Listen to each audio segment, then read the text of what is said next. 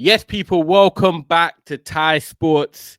I had to do a video for this one because this news has shocked me. I've even just got back from work. I'm even trying to turn off the Wi-Fi on my phone just to make sure it works properly because, guys, smash a like, make sure you subscribe. Arsenal fans have wanted an attacker in the window. Rivals don't want to see them get an attacker in, and they are linked with an attacker. An attacker they've been linked with for a few years now. Nothing's ever fully materialized, but it could be happening. Watch this space. Arsenal are trying to make a late move for Ollie Watkins of Aston Villa. This one has really come out of the woodworks. This one is someone that, I didn't expect to maybe look for a move from Aston Villa. Maybe he is not looking for a move. Maybe Arsenal were just inquiring. But it is true. Arsenal are looking to bring in Ollie Watkins this month with a few days to go in the January window. And goddamn, they need an attacker. That is the truth. Arsenal have been screaming for a striker relatively all season. Look, Kai Havertz has done his thing, but not consistently. Jesus has come in and done his thing consistently for 3 or 4 games, got injured, but been injured prior to that, not really been involved. Trossard can't play really the striker role. Martinelli's not a striker. At the moment, they're struggling.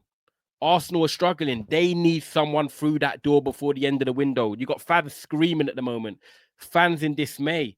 They wanted that Premier League. They want to go far in the Champions League. They're still in the Carabao Cup at the moment, but could be heading out.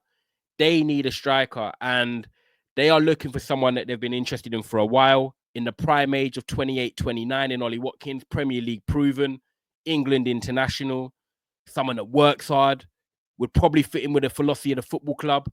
This is a move that if Arsenal make for a stopgap, and I'm talking maybe 2 years, 2.5 years this season, 2 years beyond that, could be a great bit of business.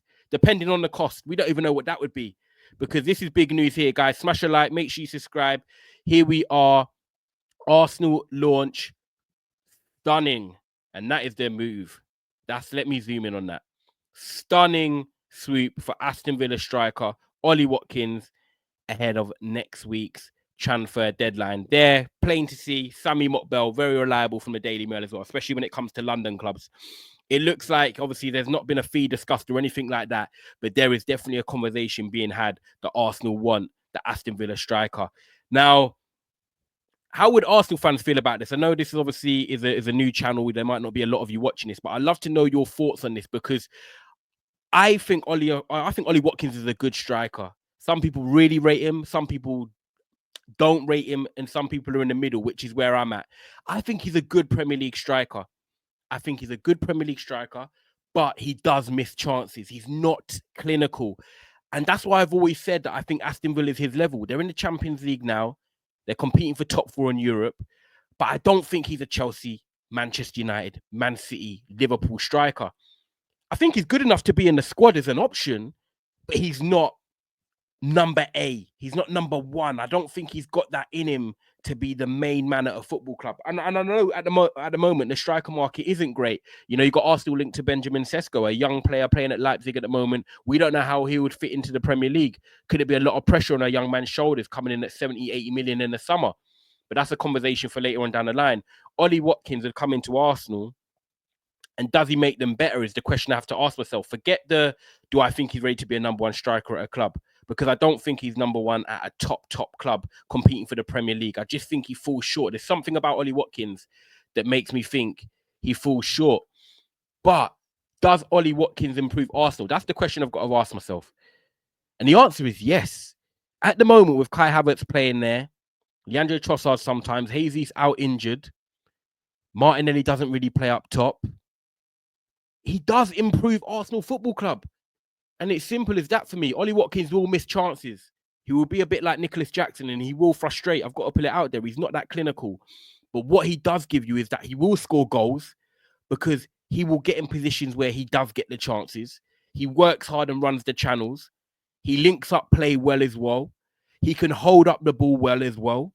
So he's bringing in Odegaard. He's bringing in the Martinellis. He's bringing in Saka once he's back from injury into play. Ollie Watkins works hard. He creates chances for himself because he works off the shoulder of the defender. He's always a nuisance. He's always making defenders think. He's always there buzzing around like a bee. And Arsenal are missing that at the moment. They've looked boring. They've looked bland. You're looking at them saying, if they're not scoring from a corner, how are they scoring? Ollie Watkins can change that. I'll be real. It might be a short-term thing. 2.5 years, he's turning 28, 29. But if they get him for a good price, that's cool. Arsenal fans won't complain. You're not going to sit there and turn down Ollie Watkins right now in the position you're in. Tell me I'm wrong. Because I ain't wrong. I ain't wrong. So I look at it, and that's how I've got to base it. Does he improve Arsenal? He does. Arsenal were lacking goals. They're still competing for a lot of things right now in terms of the league. It's not over yet. And, you know, Ollie Watkins is there to try and prove a point that he can play at the highest level for a top 4 team. I know Villa finished top 4 last year, but, you know, an Arsenal, a Man City, you know, a Liverpool.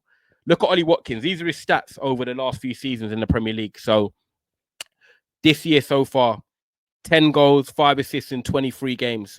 Decent. Last season, 19 goals, 13 assists in 37 games. The 2022-2023 season, 15 goals, 6 assists in 37 games. The season before that, 35 games, 11 goals, 2 assists. One thing that says to me is that that's 4 years of double digits in goals. At a team like Aston Villa, where you would say they're probably going to get less chances than you would at Arsenal. The other thing that stands out to me is that he is normally improving most seasons. So 11, 15, 19, and he's on 10 when this season isn't finished yet. So he could get close to his 19-goal mark of last season. That's someone that's on an upward curve or someone that's staying consistent. And that's what you need when you're at a top 4 club.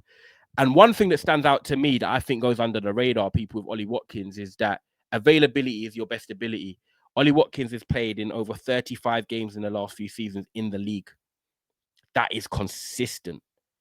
That is very good. That's of the highest level. So his availability would not be a problem, touch wood, for Arsenal fans. So look, short term for 2.5 years, like again, I said, it works.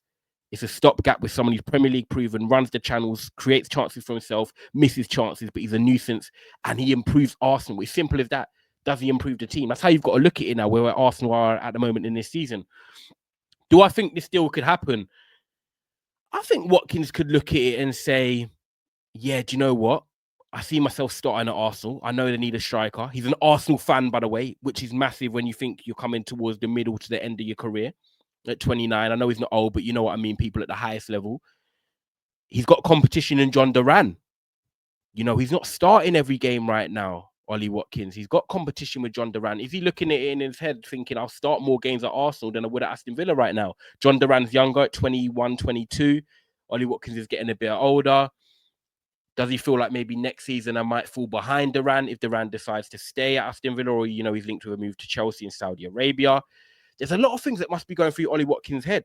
Next year, playing in the Champions League again, which I don't think Aston Villa will be doing. There is a lot of things that are linked to this story. How he's feeling right now, puffing out his cheeks in this picture, is probably how he's feeling at home. Yo, mate, chatting to his wife or his kids, you know, what do I do? Because you don't get many, you know, opportunities to play for the club that you support. That's one thing as well, and that is true. You don't get many opportunities to play for the club you support. You know, Arsenal are going to be in the Champions League next season. They need a striker. He's going to get guaranteed game time. He's going to start. He fits the mold of sort of player they're looking for. Arsenal don't go for strikers that are just going to score goals. They want people that can link it up. They want players that can, you know, facilitate the wingers. Saka would love it. Martinelli would love it.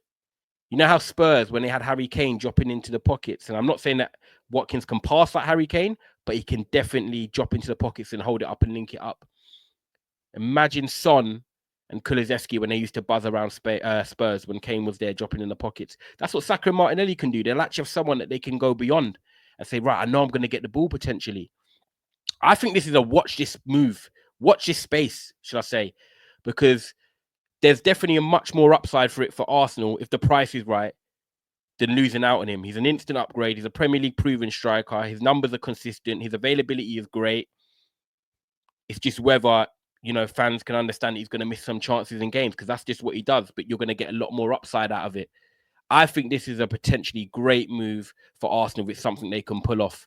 Let's see what happens, guys. Make sure you like this video. Make sure you subscribe. Check out all the content. I hope you enjoy it. Generic football channel here. Thai Sports. And I'll see you on the other side. Make sure you lock in.